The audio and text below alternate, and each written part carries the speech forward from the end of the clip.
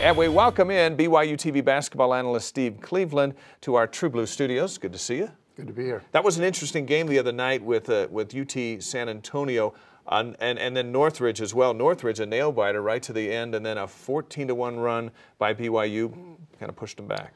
I really like Cal State Northridge's team, the youngest team in the NC2A. Right. They created some problems for BYU in terms of pressure, especially in their interior passing was phenomenal against BYU zone. Up one with 3 minutes to go, they were in a position to win that game, but Tyler Haws was the factor. However, none of it happens if Brock Zylstra doesn't hit two very meaningful threes, and he provided an opportunity for Tyler's heroics. You know, I guess the good thing is you don't get those kind of games with that kind of late game intensity at home this early in the season. So, you know, a good taste of things that can prepare them for stuff down the road. It does, and I think it's an environment, sold-out house, provides an impetus for all the young men to play above their potential. But BYU was really solid the last 3 minutes. But I'll give Cal State Northridge and Coach Braswell the credit. They really, really played well. So we are wrapping up the fall semester, and people are taking finals, and they're getting grades. So here early in the season, we thought we'd look to you for some grades to hand out. Let's start with the guard line because they always have the ball first. And let's give it a grade and begin with Matt Carlino. The grade I'd give Matt right now is a C. However, my one thought about Matt is that probably the Cal State Northridge was his best game of the year with 8 points, 6 assists, 1 turnover, and a steal. And he came off the bench. Is that a factor? Well, it may have been. I still believe maybe that in the coaching staff's mind, they hope that Matt will be their starting point guard. You know, the one thing that he's very, very good about is getting into seams and finishing. I think probably the biggest criticism I'd have is his decision-making or him getting up in the air and trying to make decisions last second. And that's got him into some trouble.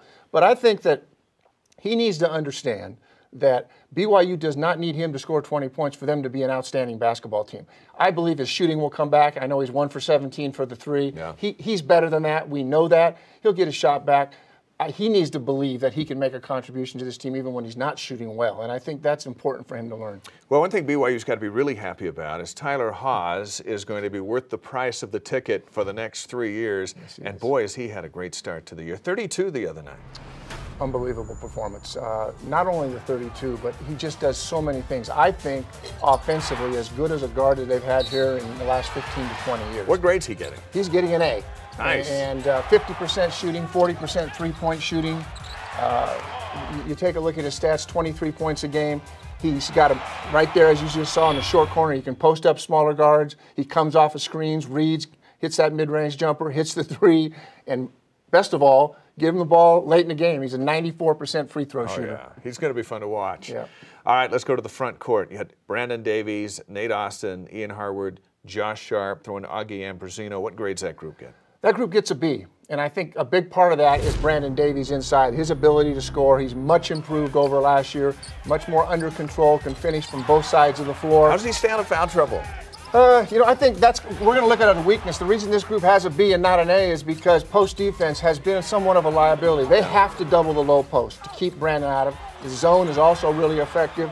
But I think between Nate Austin and Brandon, even Ian Howard, they give up way too much depth towards the rim. I mean, if you're going to guard the rim, you can't stand at the rim, and they've got to do a better job of getting guys off the block. I have been impressed with Josh Sharp.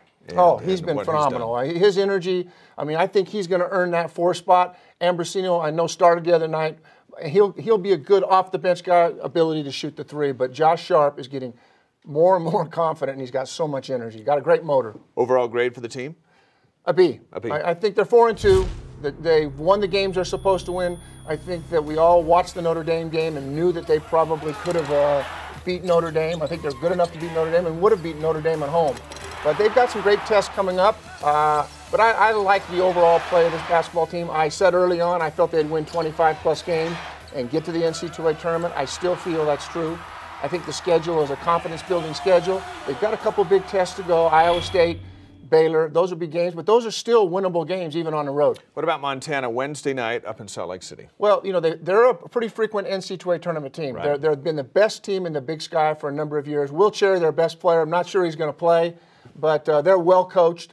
if they're healthy, they'll give BYU a real solid test on Wednesday. Always fun to play and coach in an NBA arena. Oh yeah, it's fun for the young men. I mean, for the players, it's always great to go into an arena like that, just like it was for our guys when they went back to Brooklyn. Yeah. I mean, that's a thrill. You know, for most of them, they're not going to play in the NBA. Right. And so it's a chance that very few people have. Okay, BYU TV basketball analyst Steve Cleveland, thanks. You bet. We look forward to it Wednesday.